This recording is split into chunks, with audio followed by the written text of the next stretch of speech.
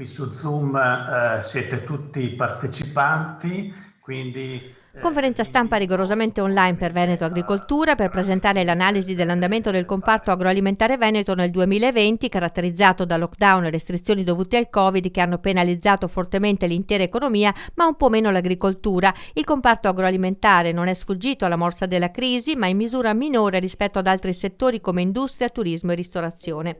Quelli presentati dall'agenzia sono dati di grande utilità, ha ricordato l'assessore regionale all'agricoltura Federico Caneri, intervenuto all'incontro, necessari sia agli imprenditori agricoli che ai decisori politici per poter programmare la propria attività più che mai di fronte alle difficoltà del momento. L'agricoltura veneta si sta muovendo affinché vengano modificati i criteri di assegnazione dei finanziamenti alle regioni più virtuose. Da parte sua, il presidente del Consiglio regionale Roberto Ciambetti ha ribadito che l'agricoltura veneta, nonostante la crisi, ha sostanzialmente tenuto, anche se le buone quantità di prodotto ottenuto non devono essere fuorvianti, perché l'altra faccia della medaglia parla di prezzi che purtroppo, in particolare all'estero, ma anche nella catena di distribuzione, sono troppo bassi e penalizzanti per i produttori. Anche il direttore di Veneto Agricoltura, Nicola Dell'Acqua, ha rimarcato l'importanza dei dati presentati, aggiungendo che sarà necessario saperli leggere ed interpretare attentamente.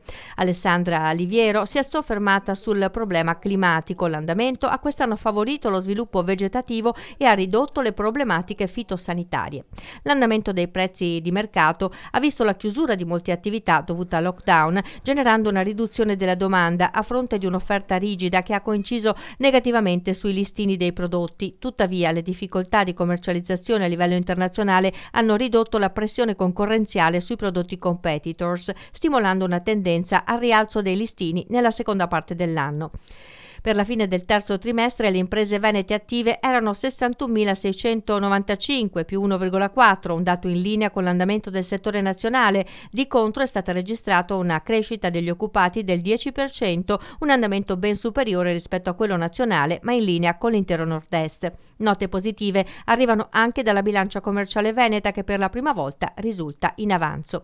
Il settore agricolo ha sicuramente subito ingenti danni, ma meno di altri, tanto nella prima quando nella seconda ondata della pandemia il blocco imposto a bar, ristoranti, agriturismi e agli spostamenti si è fatto e si sta facendo sentire sulla filiera degli allevamenti e sulle altre aziende che li riforniscono. Particolarmente colpiti gli agriturismi, ma anche fattorie didattiche, centri estivi e in fattoria, che registrano perdite di fatturato nell'ordine del 50%. Andamento altalenante per le colture orticole, l'andamento climatico favorevole e le problematiche della cimice asiatica più contenute rispetto allo scorso anno hanno riguardato le frutticole. Buone notizie arrivano anche dal vigneto veneto, che nel 2020 ha ottenuto una produzione di uva di circa 14,1 milioni di quintali.